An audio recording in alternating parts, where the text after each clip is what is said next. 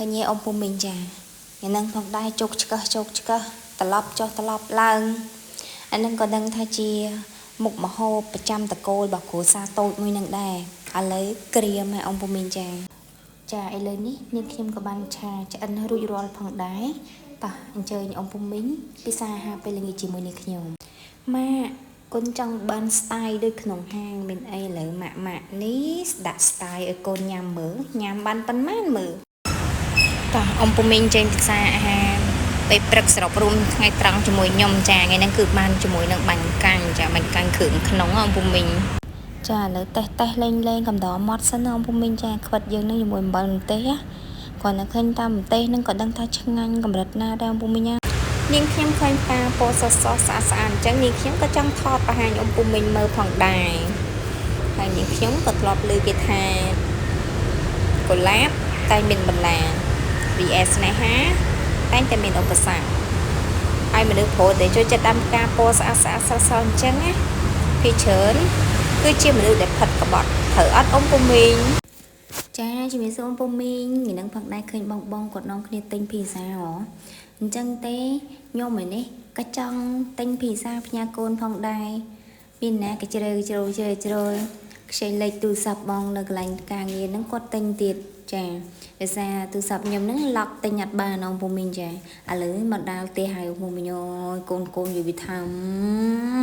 ត្រូវមិនត្មងôngពុំមិញហើយសប្បាយចិត្តណាស់ចាបន្ទាប់ពីនាងខ្ញុំត្រឡប់មកពីកន្លែងធ្វើការវិញចឹងទៅនាងខ្ញុំក៏បានចូលចក្រានជើងឆ្នាំងជាមិនបានខានរួចទេôngពុំមិញហើយចាលេងចានឆ្នាំងទុកដាក់រួចទៅក៏មកធ្វើម្ហូបម្លីងខ្ទឹមម្លងពណ៌លឿងឈ្ងុយឈ្ងប់ចឹងហើយក៏ចាក់សាច់នឹងឆាជោគឆ្កឹះឡើងថែមថយគ្រឿងទៅតាមការចូលចិត្តនៃរសជាតិអីចឹងទៅôngពុំមិញចាôngពុំមិញសាកទាញមើលថាតើខ្ញុំនឹងឆាម្ហូបហ្នឹងជាមួយនឹងបន្លែអ្វីដែរ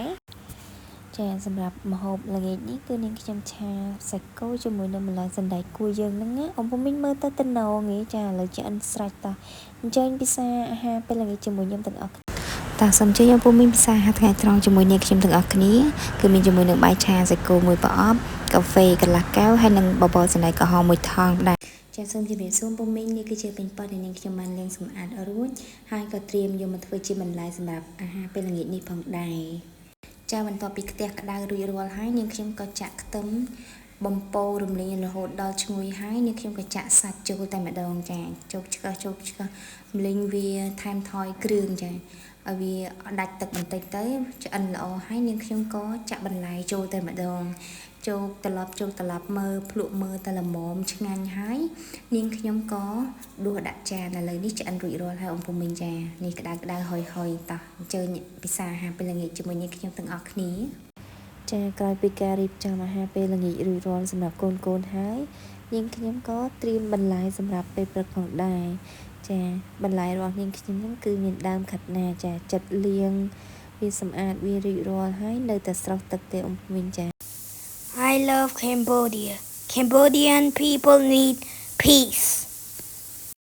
ឥឡូវនេះឆាបន្លែដើមខាត់ណារបស់នាងខ្ញុំក៏បានរៀបចំរួចរាល់ហើយផងដែរសូមចេញភ្លក់ôngពុំមិញ